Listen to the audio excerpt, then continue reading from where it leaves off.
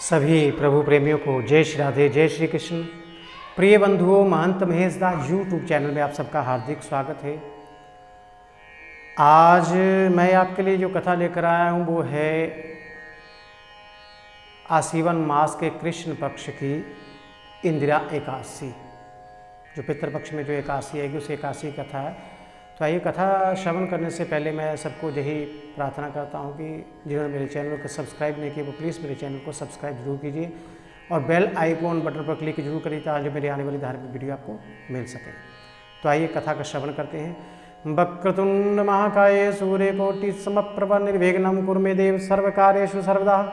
ओम नारायणं नमस्कृत्यं नरं चैव नरोत्तमं देवी सरस्वतीं व्यासं ततो जयमुदीरयेत्।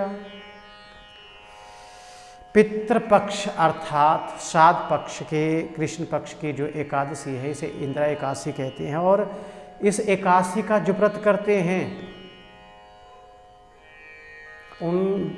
उनका ही उद्धार नहीं होता, बल्कि जो इस एकादशी को करते हैं उनकी 7 पीढ़ियों तक का उद्धार हो जाता है।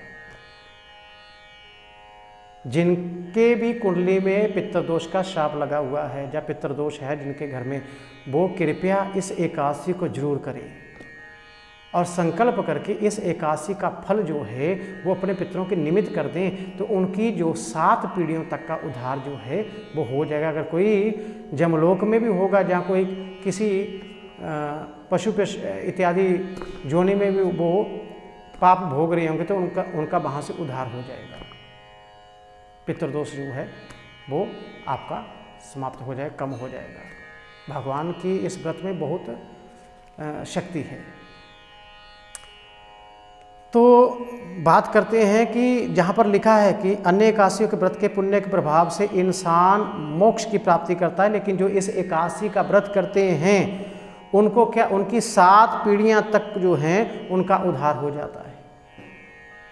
और इस एकादशी का व्रत में स्नान करने के बाद शालिग्राम की पूजा और तुलसी दल इत्यादि जरूर चढ़ाना चाहिए। तो धर्मराज युधिष्ठिर ने भगवान श्री कृष्ण से यही प्रश्न किया कि इस जो एकादशी का जो है वो कथा क्या है, फल क्या है।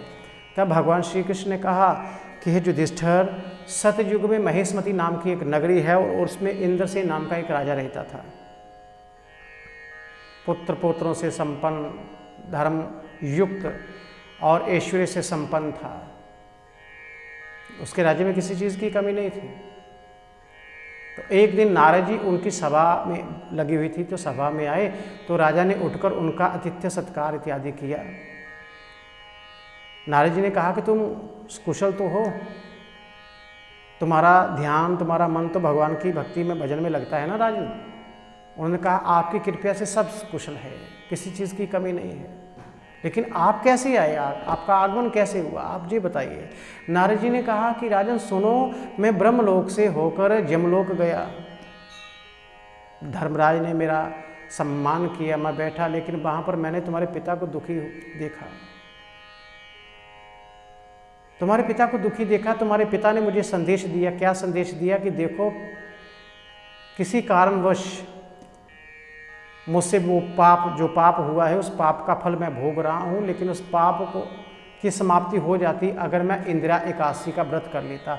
लेकिन मैं किसी इंदिरा एकादशी का जब व्रत कर रहा था तो उसमें कोई ना कोई विघ्न आ गया जिसके कारण वो मैं व्रत कर नहीं पाया।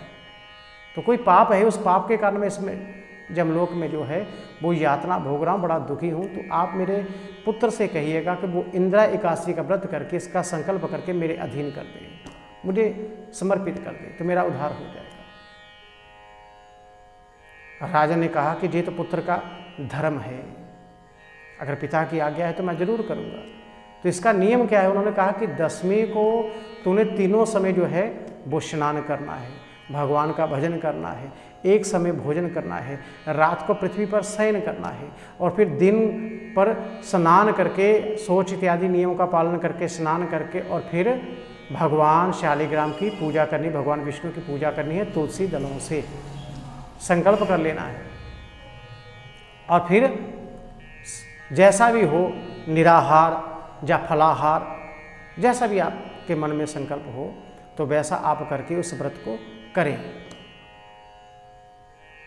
और फिर अगले दिन उस व्रत का जो संकल्प है वो अपने पिता के अधीन उसको फल दे दे, तो उससे आपके पिता जो हैं वो स्वर्ग को चले जाएंगे। राजा ने ऐसा ही किया, पूरी प्रजा ने इंदिरा एकादशी का व्रत किया और व्रत जब समाप्त हुआ तो उसका संकल्प करके जब फल उसका पितरों को अर्पण किया, अपने पितृ को दिया, तो आकाश से पुष्प वृष्टि होने लगी, फूलों की वर्षा होने लगी महाराज, जय जयकार होने लगी। उसी समय इंद्रसेन राजा का जो पूर्वज थे वो जमलोक से गरुड़ पर सवार होकर भगवान के वैकुंठ को गए। ये है इंदिरा एकादशी के व्रत का फल। तो प्रिय बंधुओं, इसलिए इस व्रत को अवश्य करें। आप में जैसी भी समर्था हो, फलाहार की या निराहार की, आप ऐसा करो, लेकिन इस व्रत को करके अपने पितरों के लिए, अपने लिए, अपने पितरों के लिए इस व्रत को करके इस व्रत का फल जो है, वो जो संकल्प है वो अपने पितरों के आप अधीन जरूर करो। ऐसा करने से आपकी कुंडली में पितृदोष जो है वो कम होगा। तो कहते हैं श्री भगवान श्री कृष्ण ने धर्मराज से कहा कि यही एक इंदिरा एकादशी का महात्म है। इस कथा के पढ़ने व सुनने मात्र से ही समस्त पाप नष्ट हो जाते हैं और अंत में स्वर्गलोक की प्राप्ति होती है। तो प्रिय बंधुओं, ये थी इंदिरा एकादशी की व्रत कथा। अगर आपको मेरी वीडियो अच्छी लगे तो इसे लाइक और शेयर जरूर कीजिएगा। तो सबको जय श्री राधे, जय श्री कृष्ण। आपके मन में अगर कोई प्रश्न हो तो आप कमेंट के द्वारा पूछ सकते हैं। तो जय श्री राधे।